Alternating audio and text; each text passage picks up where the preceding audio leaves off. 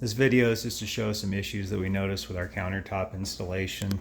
First thing we noticed was on the stove right here, how the countertop came out about an inch right there, but on this side it's actually sunk back, so you can kind of see it from this angle pretty good. So the countertop, for whatever reason, was cut deeper on this side than it was on this side, so you can really notice this when you walk into the kitchen. And just for measuring, got about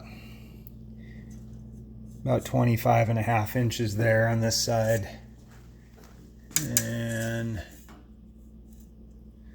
you got maybe a little over 26 on this side, so at least a half an inch. I mean, it really shows because when you put this up against the wall, you can really see, because this is about 26.25. So if we go all the way to the wall, just kind of, there's less than a bead there. You got 25.75, so about half an inch. I don't know why it looks so much crazier right there, but it's definitely sticking out more when you look at this.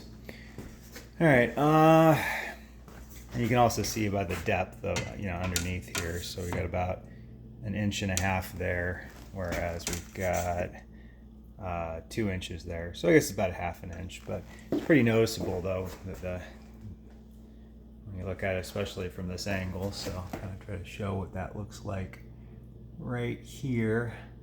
And if you look real closely, the oven extends past the countertop on the right, and the oven is sunk behind the countertop on the left. And so that's the primary concern. My thought is that this piece right here to the right of the stove was probably just cut wrong.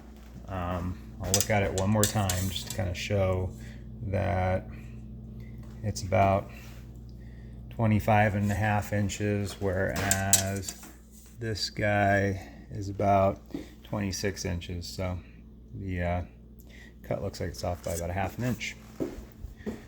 So I'm